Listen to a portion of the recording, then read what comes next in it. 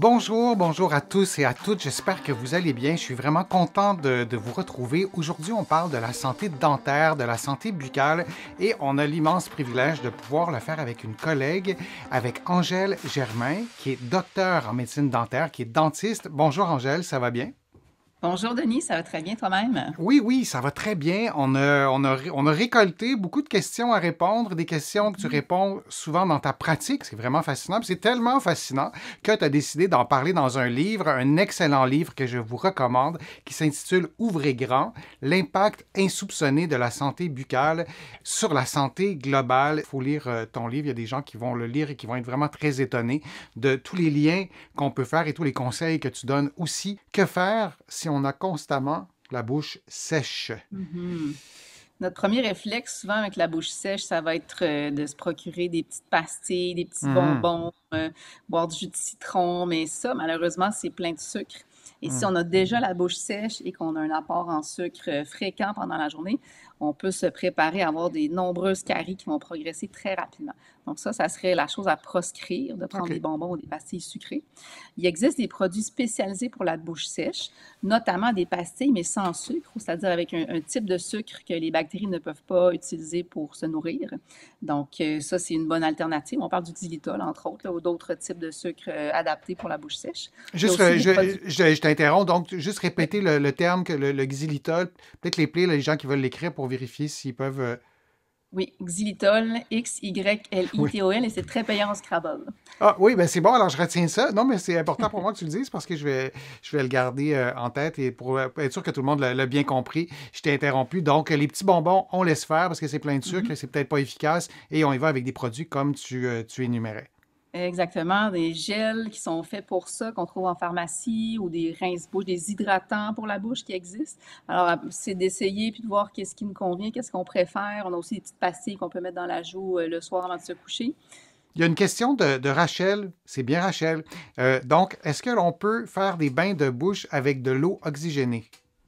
C'est la L'eau question. oxygénée, je ne suis pas certaine de comprendre de quoi on parle exactement. Bon, peut-être que Rachel, vous pourriez repréciser. Je vais reprendre la question. Est-ce qu'on peut faire des bains de bouche, donc avec de l'eau, dans un Mhm. contexte d'une personne qui a tout le temps ou souvent la bouche sèche? Mais ce qu'il faut comprendre, c'est qu'une bouche sèche, c'est un peu comme les mains sèches. Si j'ai la peau des mains très sèches et que je me lave les mains avec de l'eau, ça n'aidera pas tellement. Ah, OK. Qu'est-ce qui va aider? C'est un hydratant, la crème hydratante. Donc, dans la bouche, on ne Hmm. mettra pas de la crème hydratante, mais on va mettre un hydratant oral qui est conçu OK. pour ça, qui c'est pas de l'eau. Ça contient d'autres produits, par exemple la glycérine, qui va vraiment hydrater et pas juste mouiller. Donc ça, c'est quand même une nuance importante à comprendre, d'autant plus que certaines personnes qui vivent avec la bouche sèche peuvent être restreintes sur la quantité de liquide qu'elles peuvent boire Hmm. chaque jour pour des raisons de santé. Donc, on ne peut Mhm. pas nécessairement boire de l'eau à l'infini. Ça a des inconvénients aussi. Donc, le point, c'est de distinguer, faire la distinction entre l'hydratation et juste avoir de l'eau là, qui n'hydrate pas forcément. Ensuite, on peut utiliser une petite recette maison Ah, pour hydrater la bouche puis rafraîchir, qui est très, très simple. On va utiliser du bicarbonate de soude et un peu de sel, donc typiquement une cuillerée à thé de bicarbonate, puis la moitié de sel, mais on peut adapter les proportions au goût. On met ça dans un verre d'eau, puis, bon, c'est pas magique, mais entre autres, ça va élever le pH dans la bouche, donc réduire ah, OK. l'acidité. Donc déjà, la bouche sèche qui est plus acide, on va avoir un effet protecteur avec ce rince-bouche-là, qui est très accessible, là, ça coûte à peu près rien. Et on va avoir une sensation aussi, c'est comme un émollient. On aura moins d'adhérence au niveau des muqueuses. Donc, c'est un petit truc qui peut être bien pratique. Quand tu parles du gel pour la bouche, là, pour hydrater dans un contexte de bouche sèche, tu comparais un peu, c'est un peu comme l'équivalent de la crème pour les mains. Euh, on met ça comment, du gel dans une bouche? On met Mhm. ça où? On va en prendre une petite quantité qu'on va étaler aux endroits où on est plus inconfortable, typiquement la langue. On peut en mettre aussi sur les muqueuses, avec le bout du doigt tout simplement. Et OK. on peut le répandre soi-même avec la langue là, pour aller partout, pour avoir cet effet de fraîcheur puis d'hydratation. OK. Et donc, il y a des gens aussi, j'imagine, qui ont la bouche sèche. Tu l'as un peu sous-entendu dans ta réponse pour des raisons de santé. Mhm. Donc, peut-être que d'en parler aussi à son médecin ou à son dentiste pour voir s'il n'y a pas un enjeu. Est-ce qu'il y a j'imagine qu'il y a des médicaments aussi qui ont ça comme effet indésirable, puis ça vaut peut-être la peine d'en parler à son pharmacien aussi pour voir s'il n'y a pas quelque chose qui pourrait être modifié.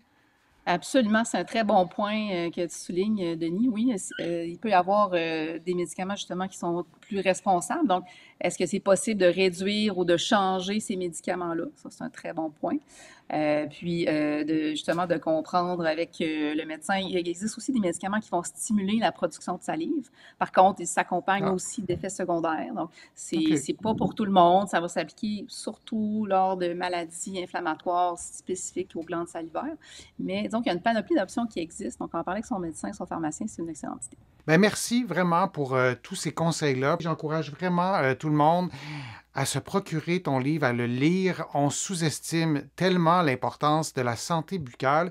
On sous-estime aussi notre propre rôle qu'on peut jouer dans Mhm. notre santé buccale. Ouvrez grand l'impact insoupçonné de la santé buccale sur la santé globale. Si vous vous dites, bon, brossage des dents, soie dentaire, je sais comment ça marche, vous vous trompez. Pourquoi? Parce que la science est assez puissante. La science découvre des nouvelles choses.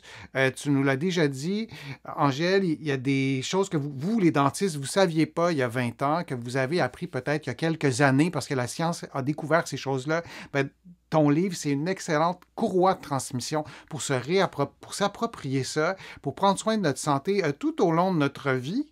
Oui, chez les enfants, mais aussi chez les personnes plus âgées, pour accompagner aussi un proche qui a peut-être des problèmes de santé au niveau de sa bouche, au niveau de ses dents. C'est vraiment un outil fantastique. Merci beaucoup aussi à vous tous d'avoir posé vos questions, de continuer à les poser. Si vous nous écoutez en rediffusion, on va lire vos questions, on va les mettre en banque et peut-être qu'il y aura la réponse dans le livre d'Angèle ou peut-être qu'on se reverra pour un autre direct. Merci beaucoup encore une fois, puis on se dit tout le monde à une prochaine fois, à un prochain direct. À bientôt. Merci beaucoup. À Merci. la prochaine.